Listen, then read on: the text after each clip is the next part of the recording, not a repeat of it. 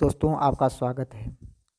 इस वीडियो में आज हम जो सरकार 3 कृषि कानून लेके आई हैं, उन 3 कृषि कानूनों के ऊपर चर्चा करेंगे। वह 3 कृषि कानून कौन-कौन से हैं, पहले हम ये जान लेते हैं। पहला कानून है दोस्तों, आवश्यक वस्तु संशोधन कानून 2020।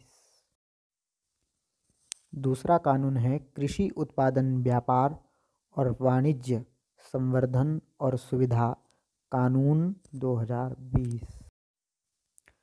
और तीसरा कानून है कृषक सशक्तिकरण व संरक्षण, कीमत आश्वासन और कृषि सेवा पर करार कानून 2020।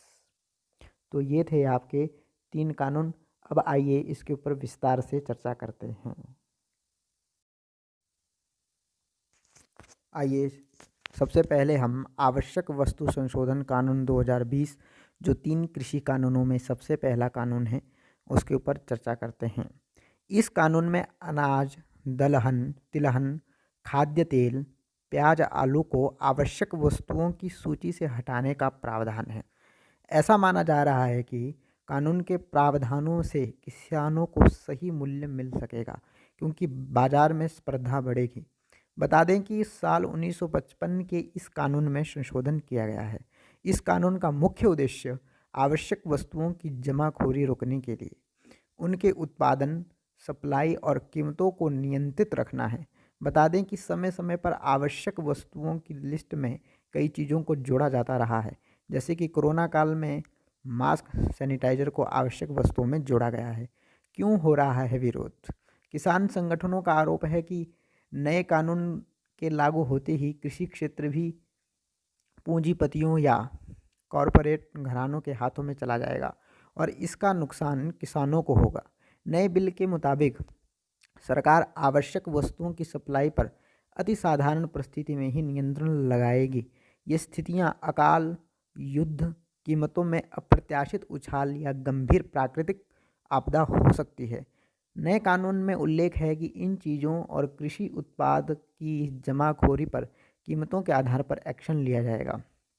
सरकार इसके लिए तब आदेश जारी करेगी जब सब्जियों और फलों की कीमत 100% से ज़्यादा हो जाएगी या फिर खराब ना होने वाले खाद्यान्नों की कीमत में 50% तक का इजाफा होगा। तो ये था पहला कानून। अब आते हैं हम दूसरे कानून पर।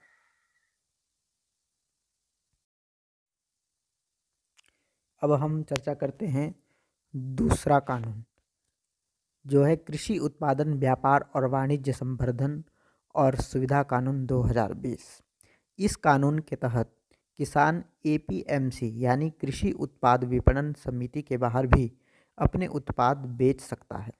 इस बिल में बताया गया है कि देश में एक ऐसा इकोसिस्टम बनाया जाएगा कि जहां किसानों और व्यापारियों को मंडी के बाहर फसल बेचने की आज़ादी होगी। प्रावधानों में राज्य के अंदर और 2 राज्यों के बीच व्यापार को बढ़ावा देने की बात कही गई है। मार्केटिंग और ट्रांसपोर्टेशन पर खर्च कम करने की बात कही गई है। नए कानून के मुताबिक किसानों या उनके खरीदारों को मंडियों को कोई फीस भी नहीं देनी होगी। ये बिल 17 सितंबर को लोकसभा से पास कर दिया गया था। अब हम चर्चा करते हैं तीसरा जो कानून है और लास्ट कानून है, वह है कृषक सशक्तिकरण व संरक्षण, कीमत आश्वासन और कृषि सेवा पर कानून 2020। इस कानून का मुख्य उद्देश्य किसानों को उनकी फसल की निश्चित कीमत दिलवाना है। इसके तहत कोई किसान फसल उगाने से पहले ही किसी व्यापारी से समझौता कर सकता है।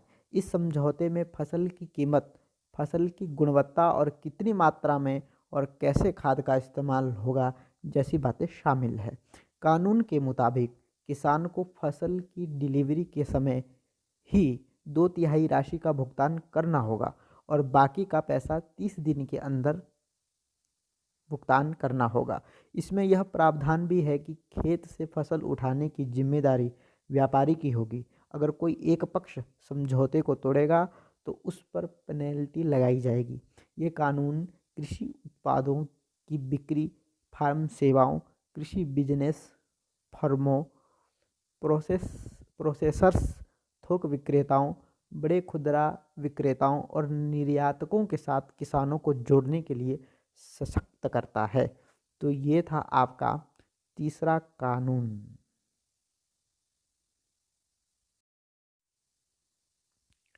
आइए अब हम जानते हैं कि विरोध के मुख्य कारण क्या है। ये भी जानना जरूरी है। जो 3 कानून सरकार लेके आई है, इसके विरोध के मुख्य कारण क्या है। मुख्य तौर पर किसानों को दूसरे कानून पर आपत्ति है। जो दूसरा कानून है इन 3 कानूनों में, उस पर आपत्ति है, क्योंकि एपीएमसी में किसानों को अपनी फसल का न्यूनतम मूल्य मिलता है। इस कानून में यह साफ नहीं किया गया है कि मंडी के बाहर किसानों को न्यूनतम मूल्य मिलेगा या नहीं। ऐसे में हो सकता है कि किसी फसल का ज़्यादा उत्पादन होने पर व्यापारी किसानों को कम कीमत पर फसल बेचने पर मजबूर करें। एपीएमसी में किसानों को इस बात की राहत होती है कि उन्हें अपनी फसल के लिए धोखा नहीं मिलेगा, जबकि नए बिल में लिखा है कि कोई व्यापारी जिसके पास पैन कार्ड भी हो, वह किसान से फसल खरीद सकता है। तीसरा कारण यह है कि सरकार फसल के भंडारण का अनुमति दे रही है, लेकिन किसानों के पास इतने संसाधन नहीं होते कि वो सब्जियों या फलों का भंडारण कर सकें। ऐसे में वो व्यापारियों को कम कीमत पर अपनी फसल बेच सकते हैं और व्यापारी अपने पास उनकी फसल जमा कर सकते हैं। क्योंकि व्यापारी के भंडारण की सुविधा अच्छी होगी तो वो अपने हिसाब से बाज़ार में फसल को बेचेंगे।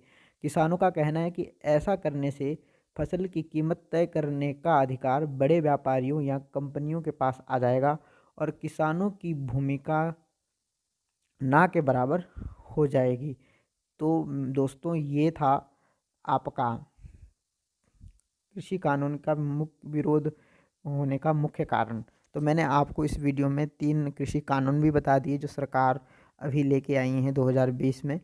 और उन 3 कानूनों, वो 3 कानून कौन कौन से हैं ये भी मैंने आपको बताया।